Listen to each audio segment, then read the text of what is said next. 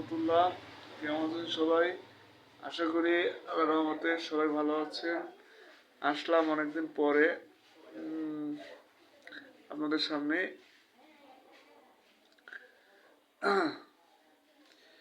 এই বর্তমান পরিস্থিতিতে এখন ভোটের একটা আমেজ চলে আসছে এবং নির্বাচনী আমেজে এখন সবাই জানেন যে আমাদের বাংলাদেশ জামাত ইসলামী এবং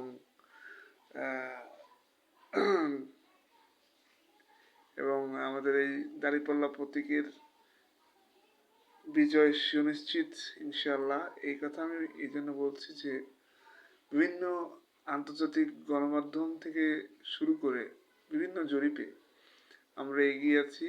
প্রবাসী ভাই বোনরা যারা আছেন, যারা দেশপ্রেমী, তারা আমাদের সাথে আছেন এবং তারা আমাদের সাপোর্ট করে যাচ্ছেন। এবং যারা আপনারা শুনে অবাক হবেন, আমি নিজেও অবাক হয়েছি, যা হোক এটা সত্য যে আজকে হিন্দু ভাই বোনেরা, খ্রিস্টান, বৌদ্ধ যারা আছেন সবাই একেবারে সমসুরে সবাই বাংলাদেশ জামাত ইসলামের পক্ষে আছে। আসলে এটা হচ্ছে একটা ঐতিহাসিক ঘটনা হয়ে থাকবে, কারণ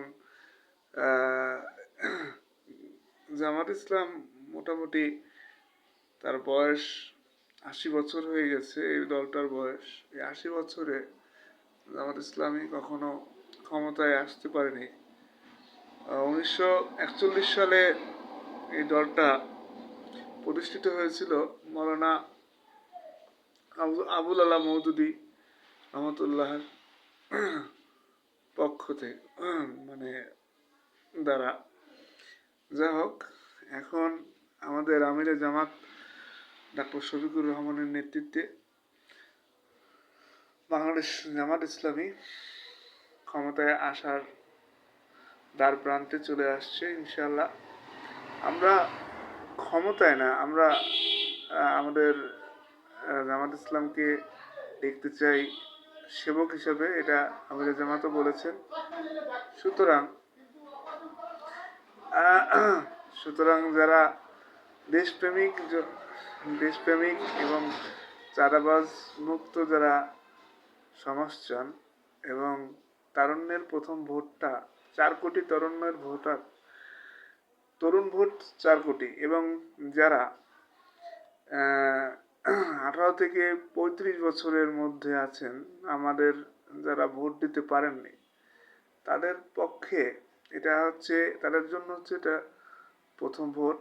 সুতরাং এই নির্বাচনের প্রথম ভোটটা সঠিক এবং যোগ্য প্রার্থীকে দেওয়াটাই ভালো মনে করি। একটা সচেতন নাগরিক হিসেবে, শিক্ষিত, সচেতন, সাবলীল এবং মানসম্পন্ন ভোটার হিসেবে নিজেকে পরিচয় করার জন্য, পরিচিত হওয়ার জন্য আপনারা আশা করি ইনশাল্লাহ কাজ করবেন। এবং আগামীকাল 30 তারিখ, জানুয়ারির 30 তারিখ 2026, আপনারা রোজ শুক্রবার, আগামীকাল জুম্মাবার, আমাদের ডালমিল মোড় 19 নং ওয়ার্ড,